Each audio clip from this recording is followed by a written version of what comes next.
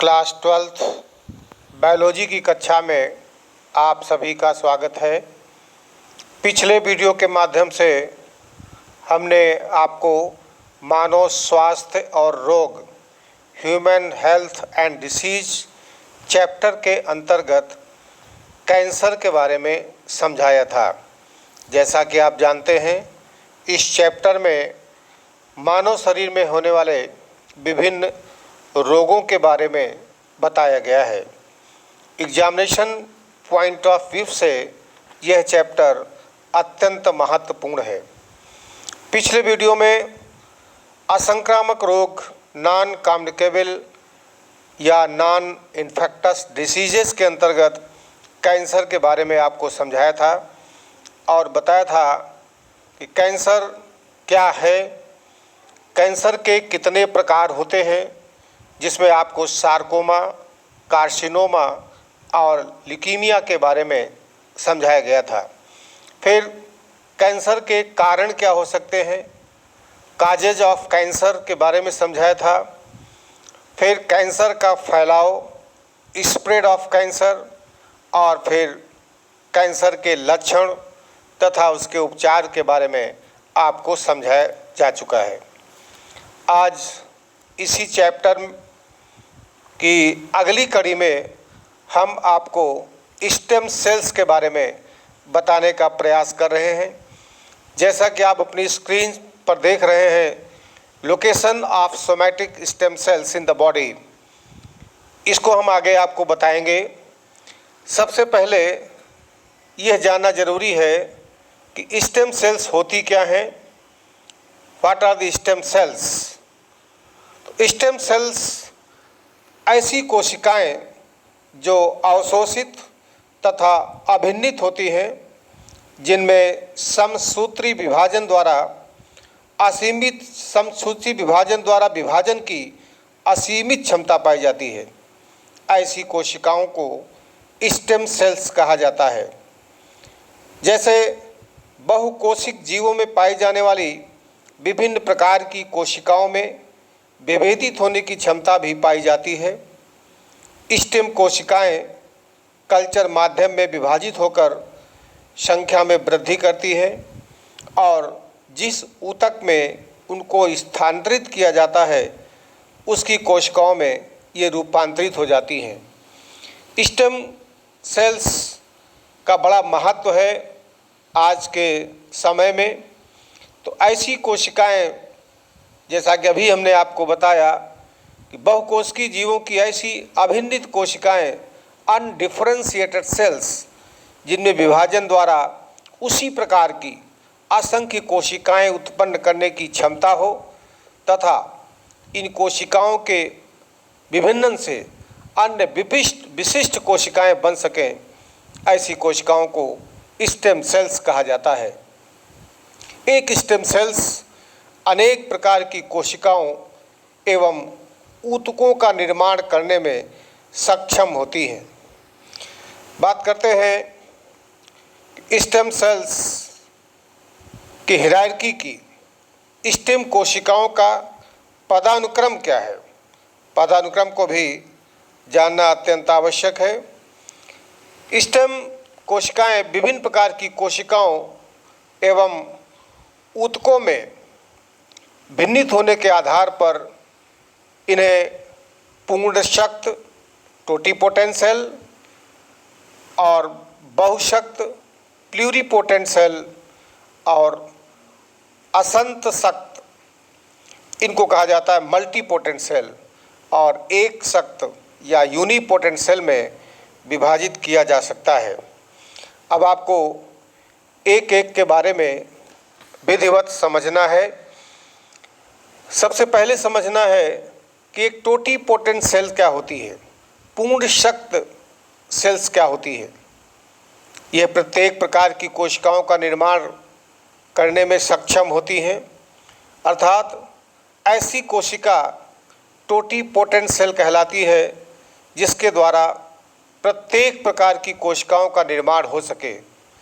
जैसे जायगोट, युग्मनज, आप जानते हैं नर और मादा युग्मकों के संयोजन से अर्थात निषेचन की क्रिया के परिणाम स्वरूप जाइगोट बनता है। जाइगोट एक प्रकार की टोटीपोटेंट सेल होती है, पूर्ण शक्त कोशिका होती है। यह शरीर की किसी भी कोशिका का निर्माण कर सकती है। भ्रूणीय मोरुला कोशिकाएं एवं ब्लास्टोसिस्ट की कोशिकाएं भी टोटीपोटेंट सेल होती हैं।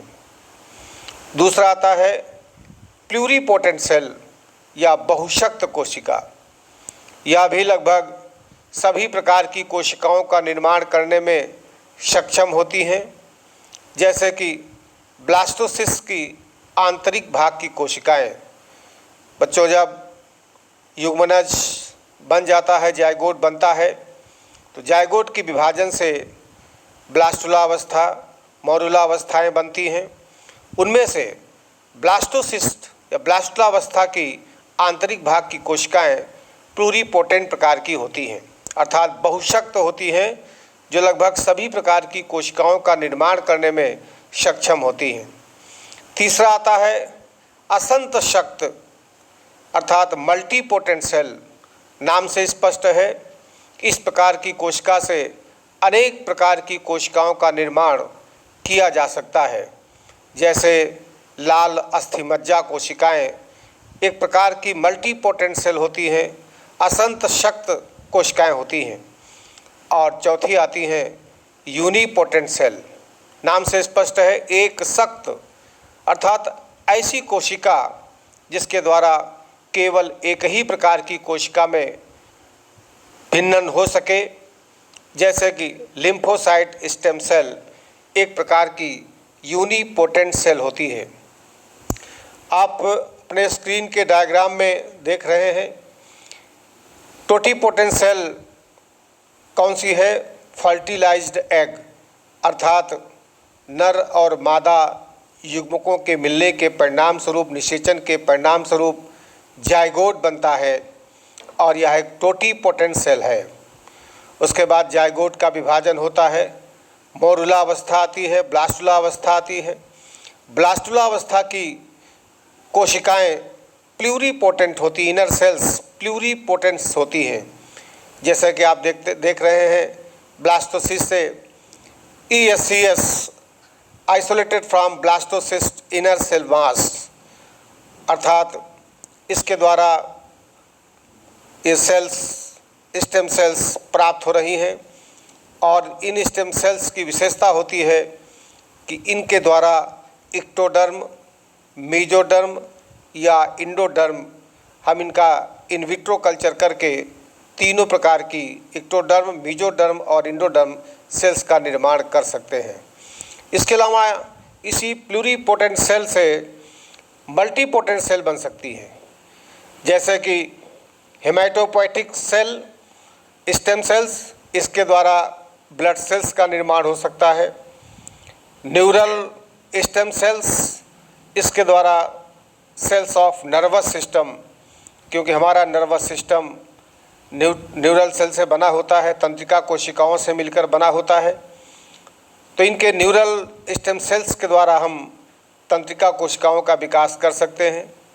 और मीजेनकाइमल स्टेम सेल्स के द्वारा हम connective tissues, bone, cartilage, fat, इन चीज़ों का निर्माण कर सकते हैं।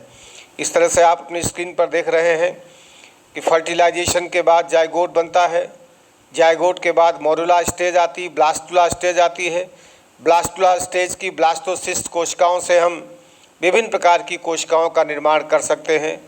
टोटीपोटेंट, प्लूरीपोटेंट और मल्टीपोटेंट सेल्स बनाई जा सकती हैं।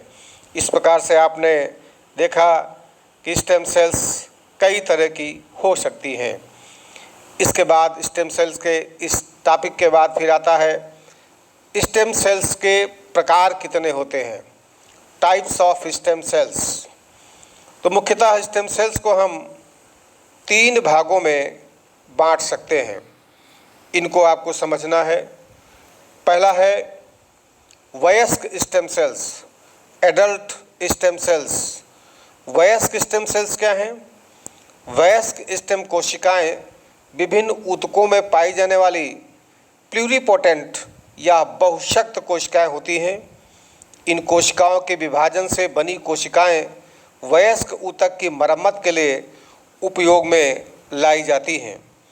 ऐसी कोशिकाओं को एडल्ट स्टेम सेल्स या वयस्क स्टेम सेल्स कहा जाता है। तो आप समझ गए कि ये कोशिकाएं विभिन्न ऊतकों में पाई जाने वाली प्लूरिपोटेंट कोशिकाएं होती हैं और इन्हीं कोशिकाओं के विभाजन से बनी कोशिकाएं वयस्क ऊतक की मरम्मत के लिए उपयोग में लाई जाती हैं। दूसरी आती हैं भ्रूणीय स्टेम सेल्स या एम्ब्रियोनल स्टेम सेल्स। ये कोशिकाएं ब्लास्टोसिस्ट के इनर सेल मास से प्राप्त की जा सकती हैं। जैसा कि आप अभी डायग्राम में देखा है कि निषेचन के पश्चात दूसरे से 9वें सप्ताह के दौरान बनने वाले प्रो एम्ब्रियो या पूर्व भ्रूण या ब्लास्टोसिस्ट की भीतरी कोशिका पिंड यानी इनर सेल मास प्लूरिपोटेंट यानी बहुशक्त स्टेम कोशिका होती है, जिससे उचित प्रक्रम एवं प्रक्रिया द्वारा लगभग 200 प्रकार की कोशिकाओं में भिन्नित किया जा सकता है। अर्थात एम्ब्रियोनल स्टेम सेल एक ऐसी स्टेम सेल है जिसके द्वारा हम लगभग 200 प्रकार की कोशिकाओं में परिवर्तन कर सकते हैं। तीसरी आती है गर्भ स्टेम सेल या फीटल स्टेम सेल्स। इसको समझना है कि 8 सप्ताह के बाद मानव भ्रूण को गर्भ या फीटस कहते हैं। गर्भपात या एबॉर्शन के बाद भ्रूण से स्टेम कोशिकाएं अलग करते हैं। निषेचन के पश्चात 8वें से 9वें सप्ताह से लेकर के जन्म होने तक के भ्रूण को गर्भ का नाम दिया जाता है, फीटल कहा जाता है। गर्भ अवस्था को बनाने वाली स्टेम कोशिकाएं बहुशक्त होती हैं जो कि अनंत तक विभाजित होती हैं। इनसे अत्यधिक संख्या में स्टेम कोशिकाओं एवं अन्य विभिन्न प्रकार की कोशिकाओं को प्राप्त किया जा सकता है। अब आप देखिएगा अपने स्क्रीन पर बने हुए डायग्राम को, locations of somatic cells stem cells in the body. कौन सी स्टेम सेल शरीर में कहाँ पर होती है आप देख सकते हैं। ब्रेन में, स्केलेटल मसल्स में, पेरिफेरल ब्लड में, लीवर में, गट में, हार्ट में, स्किन में और टीथ में तथा ब्लड वेसल्स में। तो locations of somatic stem cells ये दर्शाए रही है कि स्टेम कोशिकाओं को कहाँ कहाँ से लिया जा सकता है। आपने डायग्राम के माध्यम से समझ लिया होगा कि हमारे शरीर में सोमैटिक स्टेम सेल्स कहाँ कहाँ प्राप्त होती हैं। इसके बाद फिर आता है कि मानव स्टेम कोशिकाओं के स्रोत क्या हैं। स्रोत के बारे में भी जानना जरूरी है। पहला है वयस्क स्टेम कोशिका, एडल्ट स्टेम सेल्स। शरीर के विभिन्न भागों जैसे कि त्वचा, मस्तिष्क, अस्थिमज्जा, यकृत आदि में वयस्क स्टेम कोशिकाएं होती हैं। ये स्टेम कोशिकाएं विभाजन द्वारा नई कोशिकाएं बनाती रहती हैं, जिनमें से एक कोशिका स्टेम कोशिका के रूप में रहती है तथा शेष सभी नई बनी कोशिकाएं भिन्नित होकर टूटे फूटे ऊतकों, अंगों आदि की मरम्मत अथवा प्रतिस्थापन करती रहती हैं। इस प्रकार से एडल्ट स्टेम सेल्स होती हैं। दूसरा आता है गर्भनाल स्टेम कोशिकाएं, अम्बिलिकल कॉर्ड स्टेम सेल्स। शिशु जन्म के बाद गर्भनाल की कोई आवश्यकता नहीं रह जाती, अतः इसके रक्त स्टेम कोशिकाओं को अलग करके रक्त कोशिकाओं के निर्माण हेतु संग्रह बैंकों में सुरक्षित कर लिया जाता है, जिससे ज़रूरत पड़ने पर हम इससे स्टेम सेल्स प्राप्त कर सकें। अब आता है मानव की स्टेम कोशिका का प्रयोग। कहाँ कहाँ पर इन स्टेम सेल्स का उपयोग किया जा सकता है। जैसा कि आपने जाना कि स्टेम सेल्स बहुत ज़्यादा उपयोगी होती है, क्योंकि इनका उपयोग विभिन्न क्षेत्रों में आजकल किया जा रहा है। और इस उपयोग सफलतापूर्वक किया जा रहा है। मानव में विभिन्न रोगों के उपचार हेतु स्टेम कोशिकाओं का अत्यधिक महत्व है। इससे संबंधित कुछ महत्वपूर्ण उपयोग आप देख सकते हैं। पहला है हार्ट डिसीज, पेशी हृदय स्तर रोध गलन, जिसको हम मायोकार्डियल इन्फ्रैक्शन कहते हैं। इस रोग के उपचार हेतु अस्थिमज्जा स्टेम कोशिकाओं का उपयोग करके हृदय पेशियों तथा हृदय पेशी कोशिकाओं एवं ऊतकों को आसानी से बनाया जा सकता है। अर्थात स्टेम सेल्स का उपयोग हम हार्ट डिजीज में कर सकते हैं, खास करके मायोकार्डियल इन्फ्रैक्शन में। दूसरा आता है त्वचा निरूपण या स्किन ग्राफ्टिंग। स्किन ग्राफ्टिंग में बड़ा महत्वपूर्ण उपयोग स्टेम सेल्स का होता है। आग की वजह से या किसी अम्ल से झुलसी हुई त्वचा का निरूपण त्वचा की स्टेम कोशिकाओं से तैयार त्वचा द्वारा किया जाता है। अर्थात अगर किसी कारणवश आपकी स्किन अम्ल के प्रभाव से या आग के प्रभाव से झुलस गई है, खराब हो गई है, तो स्किन को हम स्टेम सेल्स की स्किन के रूप में पुनः उसी प्रकार से पूर्वावस्था में ला सकते हैं। तीसरा महत्वपूर्ण उपयोग है रुधिर कैंसर के उपचार में। जैसा कि आपने कैंसर में आप पढ़े हुए हैं, ल्यूकेमिया को ब्लड कैंसर कहा जाता है, तो ल्यूकेमिया ट्रीटमेंट भी हम स्टेम सेल्स के माध्यम से आसानी से कर सकते हैं। रुधिर कैंसर रोगी में कीमोथेरेपी से अस्थिमज्जा नष्ट हो जाती है, क्योंकि आपने कैंसर में पढ़ा है रेडियोथेरेपी, कीमोथेरेपी, जहां एक तरफ ये थेरेपी कैंसर के लिए लाभकारी तो होती हैं, मगर बहुत सारे साइड इफ़ेक्ट भी उत्पन्न करती हैं। कीमोथेरेपी करने से कैंसर में तो राहत मिलती है, लेकिन बोन मैरो नष्ट होने लगता है, तो वहाँ पर हम स्टेम कोशिकाओं के प्रत्यारोपण द्वारा उसे सही कर सकते हैं। अगला उपयोग होता है कार्निया प्रत्यारोपण या कार्निया ट्रांसप्लांटेशन। कार्निया का संबंध हमारी आँख से होता है। कार्निया खराब हो जाने पर स्टेम कोशिकाओं द्वारा विकसित कार्निया का प्रत्यारोपण करके कार्निया को हम ठीक कर सकते हैं। कार्निया को ठीक करने की स्टेम सेल्स के द्वारा विधि को होलोक्लार के नाम से जाना जाता है। आजकल आँख के डॉक्टर इसी विधि द्वारा कार्निया ट्रांसप्लांटेशन बड़ी आसानी से कर सकते हैं। तो आपने देखा कि स्टेम कोशिकाएं बड़ी ही उपयोगी हैं। स्टेम कोशिकाओं से हम आनुवांशिक रोगों का भी उपचार कर सकते हैं। जैसे एक महत्वपूर्ण बीमारी है सीवियर कंबाइंड इम्यूनोडिफिशियंसी, जिसे हम शॉर्ट फॉर्म में SCID, S means severe, C means combined और I मीन्स इम्यूनोडिफिशियंसी। इस तरह से इसी को हम क्रॉनिक ग्रैनुलोमैटस डिजीज़ के नाम से भी जानते हैं, का उपचार भी स्टेम सेल्स द्वारा किया जा सकता है। जैसा कि भी आपने देखा कि ब्लड कैंसर, ल्यूकेमिया या लिम्फोमा जैसे रोगों के उपचार में भी स्टेम सेल्स लाभकारी होती हैं। इसके अलावा थैलेसीमिया, सिकल सेल एनीमिया जो जेनेटिक डिजीज़ होती है, इनको भी हम स्टेम सेल्स की मदद से ठीक करने का प्रयास कर सकते हैं। इसके अलावा टिश्यूज और आर्गन ट्रांसप्लांटेशन में भी स्टेम सेल महत्वपूर्ण होती हैं। डायबिटीज, पार्किंसन रोग, स्पाइनल कार्ड या शरीर के किसी अंग के नष्ट होने या निष्क्रिय होने पर उसके विस्थापन में भी स्टेम कोशिकाओं से नए अंग का विकास करके उसका प्रत्यारोपण किया जा सकता है।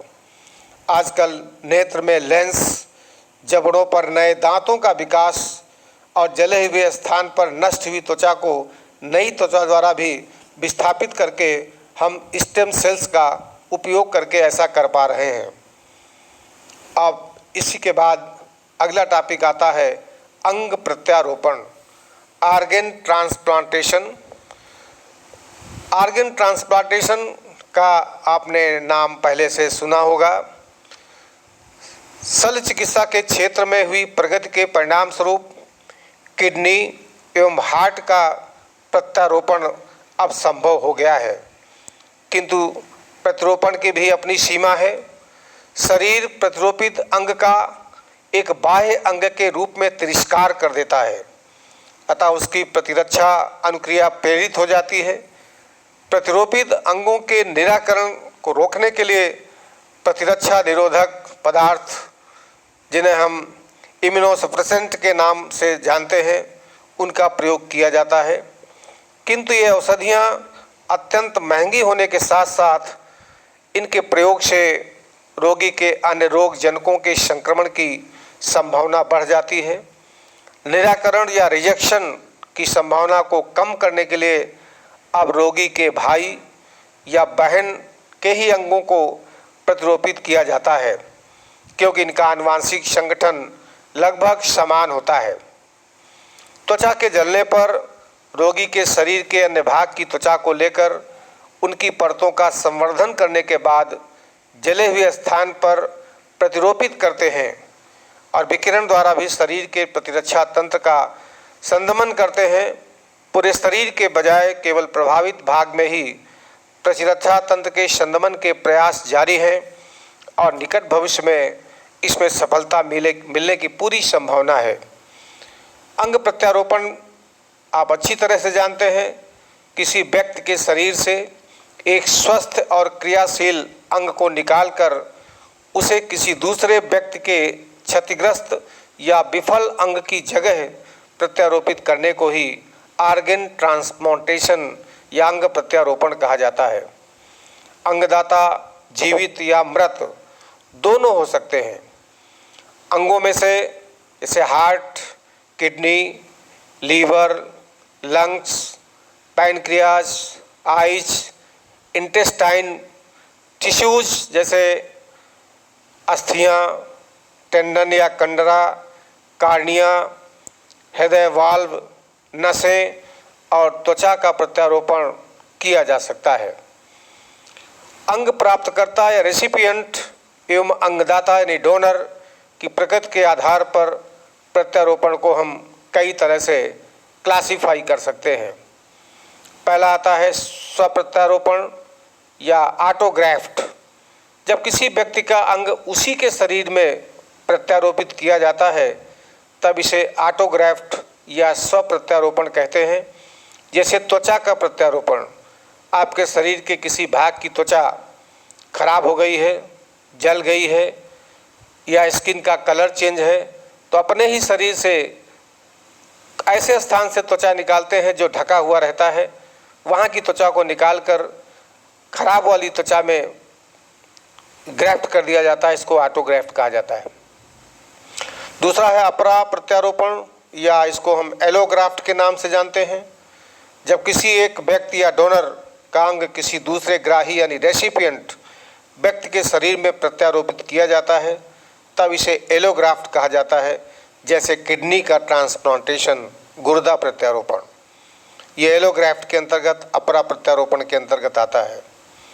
तीसरा जीनोग्राफ्ट या पर प्रत्यारोपण। जब किसी अन्य जाति जैसे बंदर या किसी जानवर के अंग का प्रत्यारोपण मानव शरीर में किया जाए तो इसे हम जीनोग्राफ्ट कहते हैं। जैसे कि लंग्स का प्रत्यारोपण, अर्थात पर प्रत्यारोपण हुआ कि किसी अन्य जाति या किसी जानवर के अंग का प्रत्यारोपण जब मानव शरीर में कर दिया जाए तो उसे पर प्रत्यारोपण के नाम से जानते हैं। अगला आता है सम प्रत्यारोपण या आइसोग्राफ्ट। जब समान इमेज आइडेंटिकल ट्विंस के बीच एक दूसरे के शरीर में अंग प्रत्यारोपण किया जाता है तो इसे हम आइसोग्राफ्ट के नाम से जानते हैं। इसमें दाता एवं ग्राही दोनों की ही आनुवांशिक एवं जीन संरचना समान होती है, अतः ग्राही का शरीर दाता के अंग को सरल तरीके से स्वीकार कर लेता है। तो इस प्रकार से हम अंग प्रत्यारोपण के बारे में जान चुके हैं, लेकिन अंग प्रत्यारोपण में कुछ समस्याएं भी आती हैं। सबसे बड़ी समस्या ग्राही के शरीर में प्रत्यारोपित अंग को अस्वीकार कर देना है। जैसे किसी व्यक्ति में किसी अंग को हमने लगा दिया, लेकिन हमारा शरीर उस अंग को स्वीकार नहीं करता है, तब समस्या खड़ी हो जाती है। उसका कारण होता है कि ग्राही व्यक्ति की प्रतिरक्षा प्रणाली इम्यून सिस्टम दाता द्वारा दिए गए प्रत्यारोपित अंग को बाह्य पदार्थ मानकर उसके विरुद्ध प्रतिक्रिया करके उसे अस्वीकार कर देता है। इसके कारण ऐसा प्रत्यारोपण विफल हो जाता है। तो उसके लिए क्या किया जाता है? प्रत्यारोपित अंग को ग्राही व्यक्ति के शरीर में कार्यशील बनाए रखने के लिए वैज्ञानिकों ने प्रतिरक्षा निषेधात्मक इम्यूनोसप्रेसेंट औषधियों का प्रयोग किया है, जिसके कारण प्रत्यारोपण के दौरान कुछ समय के लिए रोगी की प्रतिरक्षा तंत्र कम हो जाती है या प्रतिरक्षा तंत्र की क्रियाशीलता रुक जाती है। तो ऐसी स्थिति में फिर रोगी को लगाया गया अंग धीरे धीरे शरीर स्वीकार कर लेता है और फिर जो अंग प्रत्यारोपण जो विफल हो सकता था वो सफल हो जाता है। तो इस प्रकार से आज चैप्टर नंबर 8 मानव स्वास्थ्य और रोग के अंतर्गत आपने जाना कि स्टेम सेल्स क्या होती हैं और ऑर्गन ट्रांसप्लांटेशन क्या है और किस प्रकार से स्टेम कोशिकाओं का उपयोग किया जा रहा है। इसी के साथ इसी चैप्टर के अगले वीडियो को हम शीघ्र ही प्रेषित करेंगे। आज जो भी आपको समझाया गया है, बताया गया है, उसको ध्यान से सुनिएगा, समझिएगा और अपनी नोट्स कॉपी में अवश्य लिख लीजिएगा। बहुत बहुत धन्यवाद।